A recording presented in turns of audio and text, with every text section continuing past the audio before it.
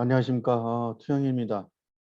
오늘 미국 주식시장은 카불 공항의 테러, 그리고 이제 잭슨홀 미팅을 앞두고 시장에서 테이퍼링에 대한 우려감들이 나오면서 하락을 했습니다.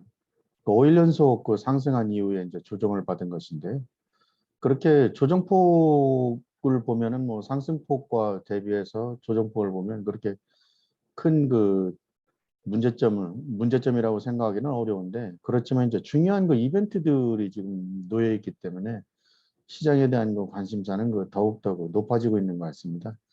지난번 제가 향후 시장 전망에 관해서 불 케이스와 베어 케이스를 말씀드린 바 있는데, 이 베어 케이스하고 근데 리스크 요인 중에서 향후 시장을 지배할 변수 가운데 한 가지가 지정학적 요인, 그때 이제 아프가니스탄을 말씀드렸고, 그리고 이제 금리 테이퍼링, 이 두 가지를 말씀드렸는데, 기본적으로 이런 부분들이 지금 이제 오늘 일단 시장에 영향을 미쳤고요. 앞으로 이런 부분들이 시장에 더 영향을 미칠지에 대해서도 지금 관심을 모아지고 있습니다. 그런데 지금 이제 아프가니스탄은 지정학적 문제이기 때문에 이 부분은 저희들이 어쩔 수 없는 부분인데, 일단 잭슨홀 미팅에서 어떤 결과가 나오게 되면 이 부분들이 이제 시장에 영향을 미칠 것이고, 영향을 미치게 되면 또 일시적인지 아니면 장기적인지 이런 부분들을 아마 고민하게 될 것입니다.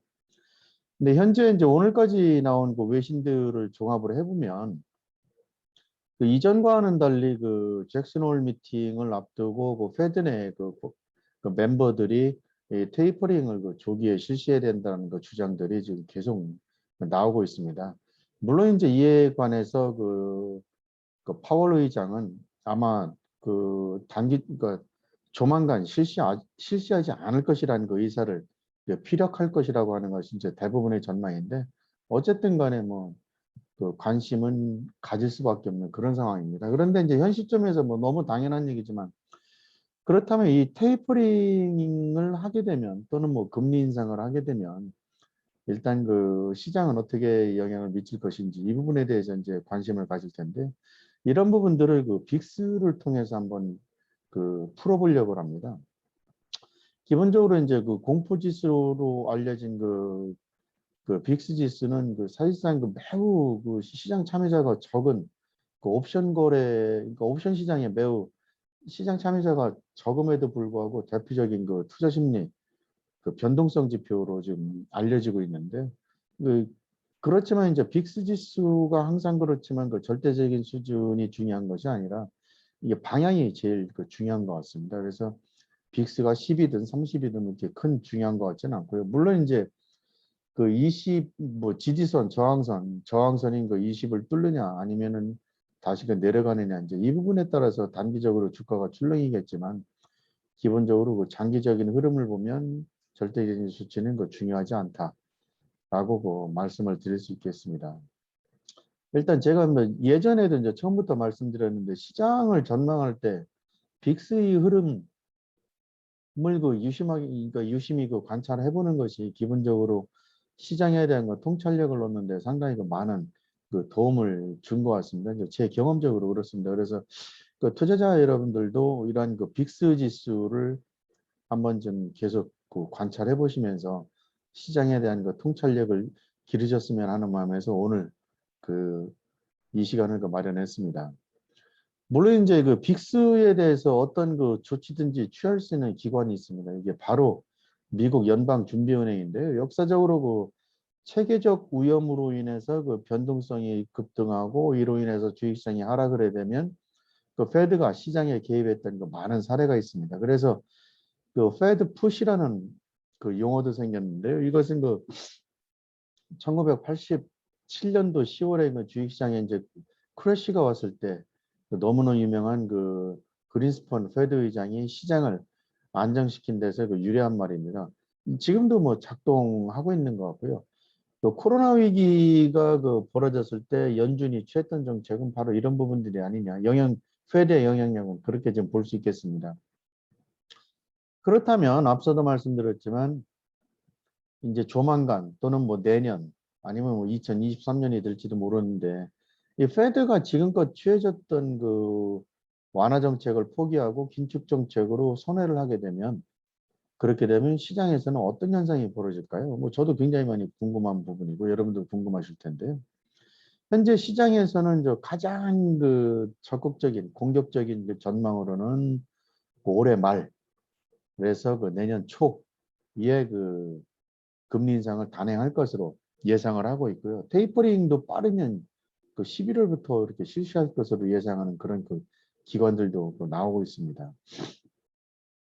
그래서 이제 제가 오늘 드리고 싶은 말씀은 그 통화 긴축 정책을 시행하는 동안에 빅스는 어떤 식으로인지 움직임을 볼 것인데 이 빅스를 그 세 가지 측면에서 세 가지 그 변수를 통해서 그 설명해 보려고 합니다.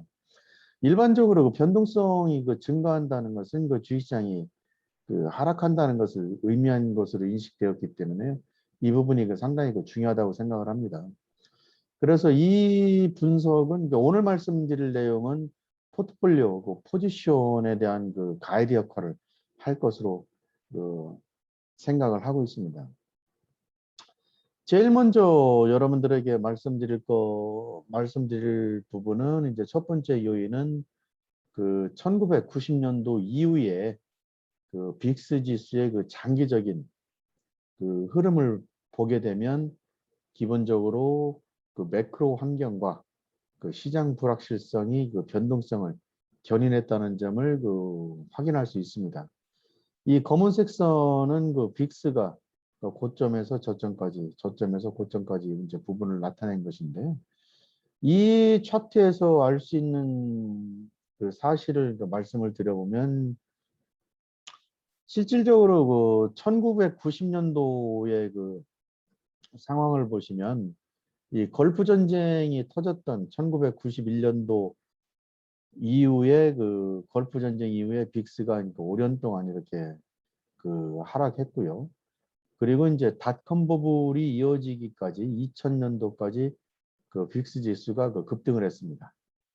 그리고 이제 그 버블이 그 꺼지면서 경기 회복과 그 주택 그 경기 회복과 그 주택 버블로 인해서 그 주식시장에 호황을 보였던 시기의 변동성이 감소했다가 다시 그 글로벌 금융위기가 터지면서 그 변동성은 그 급증했습니다. 그리고 이후에 이제 시장이 안정되면서 상승세를 보이는 구간에서 그 변동성이 하락했다가 너무너무 잘 아시겠지만 그 코로나 위기가 발생하면서 그 변동성이 그 급등을 했습니다. 여기서 이제 중요한 것은 그 빅스 지수는 이제 투자자들의 그 불확실성을 그 측정하는 것이기 때문에 빅스의 그 방향은 그 부정적인 매크로 환경이 발생할 확률이 상승하는지 하락하는지를 알려주는 함수이고 실제로 이러한 그 부정적인 그 매크로 환경이 그 충격이 매우 크게 발생했을 경우에는 기본적으로 그때 그 고점을 형성했다. 이렇게 그 이런 점을 알 수 있겠습니다. 다시 말씀드려서 이런 그 통화 정책이라든가 다른 부분들 그리고 이제 시장의 그 불확실성 부분도 영향을 미치지만 기본적으로는 매크로 환경이 그 정점을 찍었을 때 아까 말씀드린 대로 중요한 그 이벤트들 정점을 찍었을 때 변동성은 그 감소를 했다.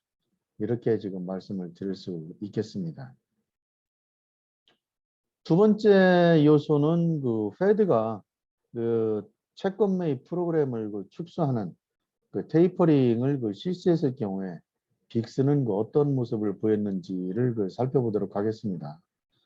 이 그림에서 그 검은색 라인은 그 변동성이고요. 그리고 이 빨간색 선, 갈색인데 이 부분은 그 페드의 대체들표 그 규모를 그 표시한 겁니다. 그러니까 테이퍼 텐츄럼이 그 발생했던 2013년도 그 5월에서 그 7월까지는 일시적으로 그 테이퍼링 일시적으로 그 변동성이 그 급등을 했다가 기본적으로 이제 테이퍼링이 본격적으로 그 시작했던 2014년도부터는 그 변동성이 그 완만해졌습니다. 20 이하를 그 유지를 한 것이죠. 기본적으로 20을 강조하는 이유는 이 변동성 장기 평균이 19이기 때문에 그렇습니다. 그래서 장기 평균 이하에 머물렀다는 것은 그만큼 변동성이 안정됐다. 다시 말씀드려서 테이퍼링이 본격적으로 시작되는 시점에서는 시장이 오히려 안정됐다라고 볼 수 있겠고요. 기본적으로 2015년도에 들어서 변동성이 오히려 대규모 변동성이 급등했다. 이것은 이제 시장의 구조적인 요인 때문에 그런데요. 이때 당시에 이제 ETF로 인해서 플래시 크래시가 발생했던 그런 상황입니다. 그리고 이제 2013년과 또 놀라울지는 모르겠는데 이미 알고 계시는 분들도 계시겠지만 2010 테이퍼링이 실시되었지만 2013년과 2014년도에는 S&P 500 지수가 각각 32.3% 그리고 13.5% 상승했습니다. 그래서 여기서 중요한 것은 페드의 채권 매입 프로그램 축소는 주식시장에서 결코 서프라이즈 요인이 아니라는 것입니다. 물론 이제 지금 시장에서 갑론을박이 벌어지고 있는 상황에서 갑자기 테이퍼링을 앞당기면은 2013년도 같은 테이트럼은 발생할 수 있겠지만 기본적으로 이러한 부분들이 시장 매크로에 큰 영향을 미치지 않을 것으로 판단이 되면 기본적으로 테이퍼링이 본격적으로 실시를 해도 주식시장에 큰 영향이 없다. 결국은 변동성은 큰 영향이 없다. 이런 의미가 될 수 있겠습니다. 그래서 지난번에도 한번 말씀드렸는데 이 테이퍼링이 실시돼서 텐츄럼이 실시한다고 얘기를 해서 텐츄럼이 발생을 하면 기본적으로 오히려 장기적으로 매수 기회가 아니냐 이런 말씀을 드릴 수 있겠고요. 그리고 지난번에 이제 S&P 500 지수가 100% 상승한 이후에 조정을 받고 다시 100% 상승했다고 말씀드린 바와 같이 지금 혹시 이제 100% 이상 상승한 상황에서 지수가 조정을 받는다 하더라도 텐츄럼 위로 인해서 받는다 하더라도 이후에 다시 100% 상승을 하는 것이기 때문에 기본적으로 해왔기 때문에 과거에 이제 그랬다는 것입니다. 그래서 그럴 가능성이 있기 때문에 오히려 이번에 텐츄럼 테이퍼링이 실시되면 기본적으로 매수의 기회로서 삼아야 된다라고 지금 생각을 하고 있습니다. 이제 단지 일시적으로 이제 변동성이 이제 높아지기 때문에 계속 말씀드렸지만 레버리지를 많이 일으키신 투자자 여러분들은 이 부분에 대해서는 좀 경계를 하셔야 될 것 같고요. 어차피 단기적으로 변동성은 나타날 것이기 때문에 이 부분에 크나큰 손실이 발생하지 않도록 그렇게 주의를 하셔야 될 것 같습니다. 그리고 이제 세 번째로는 페드가 금리를 혹시 이제 인상할 경우에 변동성은 어땠는지를 한번 살펴보도록 하겠습니다. 현재 아까 말씀드렸지만 가장 낙관적인 시나리오는 페드가 2023년 초에 금리를 인상할 것이라는 것이고 가장 공격적인 시나리오는 2022년도에 시작할 것이라는 얘기인데 기본적으로 우리는 지금 알 수는 없습니다. 근데 빠르면 그래서 이제 주목하고 있는 게 이제 잭슨홀 미팅인데 여기서 어떤 언급을 할 것이다. 근데 또 시장 한편에서는 아마 별다른 얘기는 없을 것이다. 왜냐하면 11월 달과 FOMC가 9월 달 FOMC도 있고 11월 FOMC도 있기 때문에 여기서 얘기가 나오지 않겠느냐 뭐 이런 얘기도 하고 있습니다. 그래서 아마 그냥 넘어갈 가능성도 있는데 어쨌든 이건 결과는 지켜봐야 될 것 같습니다. 그래서 이 지표는 페드가 금리 인상을 했던 시점들 이 빨간색 선은 이제 페드의 정책 금리를 나타내는데 인상했던 시점에서 변동성 검은색 선으로 된 것이 어떻게 움직였는지를 이제 살펴보려고 합니다. 그림에서 보시는 것처럼 페드가 금리 인상을 했던 시기 1994년, 2004년, 2016년에 이제 경우를 살펴보도록 하겠습니다. 그런데 이제 그림에서 보시는 것처럼 기본적으로 금리를 실질적으로 인상했던 시점에서는 변동성이 낮았습니다. 1994년만 변동성이 올랐습니다. 그리고 2004년과 2016년은 변동성이 상승하지 않았습니다. 단지 이제 변동성이 급등했던 것은 그 금리 상승 이전에 그 나타났던 그런 상황입니다. 이제 물론 이제 앞서 말씀드린 대로 이러한 그 상황을 보면 그 금리 인상도 테이퍼링과 마찬가지로 그렇게 변동성을 이야기할 요인은 아니다. 물론 이제 긴축의 그 강도가 어떠냐에 따라서 이제 시장이 받는 그 충격은 달라지겠지만 기본적으로 그럼에도 불구하고 금리 인상을 했음에도 불구하고 이 죄송합니다. 이 장기 평균 19 이하를 그 유지했다. 상당한 그 평온함을 유지했다라고 볼 수 있겠습니다. 근데 변동성이 이제 낮았던 2010년도 이후에만 하더라도 시장에서 이제 빅스를 그 거래하는 그 투자자들한테 나온 얘기들은 빅스를 15에서 사서 18 수준에 팔면 항상 그 성공했었습니다. 이것이 이제 일반적인 그, 그 대체적인 트레이딩 전략이었는데 기본적으로 현재 환경은 앞서 말씀드렸지만 그 테이퍼링과 그 금리가 변동성을 촉발할 것이더라고 지금 저도 뭐 사실은 이제 우려는 하고 있는데 알려졌지만 실질적으로 지금까지 살펴본 바에 의하면은 그 이 변동성 지수는 그 불확실성을 그 측정한다는 논리에는 그 정확하지 않다라는 게 이제 그 증명이 됐다고 할 수 있겠고요. 그렇기 때문에 기본적으로 이번에 그 빅스와 그 금리 인상과 그 테이퍼링이 그 잭슨홀 미팅에서 이제 나오게 되면 일시적으로 변동성을 유발할 수는 있겠지만 장기적으로 그 변동성이 장기적으로 높아지는 그런 요인은 않을 것이다. 다시 말씀드려서 이로 인해서 두 가지 변수로 인해서 주가가 단기적으로 출렁거릴 가능성은 있겠지만 장기적인 흐름에 큰 영향을 미치지 않을 것이다. 이러한 그 결론을 얻을 수 있을 것 같습니다. 그래서 제가 이제 계속 그 일관되게 말씀드리는 부분들은 그 유튜브를 통해서 일관성 있게 말씀드리는 부분들은 단기적으로는 뭐 변동성은 있을 수 있다. 그 주가 하락은 있을 수 있는데 기본적으로 커다란 그 상승 흐름은 아마 그 훼손되지 않을 것이다라는 것이 이제 일관된 제 요지고요. 그리고 단기적으로는 이제 지난번에도 말씀드렸지만 5% 상승, 그러니까 조정을 거치지 않고 지금 200거래일 이상 상승을 했기 때문에 기본적으로 이번에도 5%그 조정을 받을 것인지를 확인하고 그리고 나서 그 시장에 대응을 하자.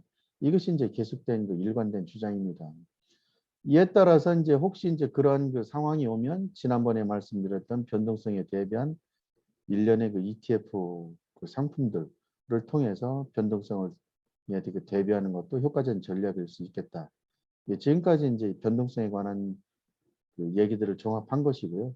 다음 시간에는 그 이제 잭슨홀 미팅이 이제 이어지니까 잭슨홀 미팅에서 나온 결과를 가지고 다시 한번 그 여러분들께 그 설명을 갖는 그런 자리를 그 마련하도록 하겠습니다. 오늘도 시청해 주셔서 정말 감사합니다.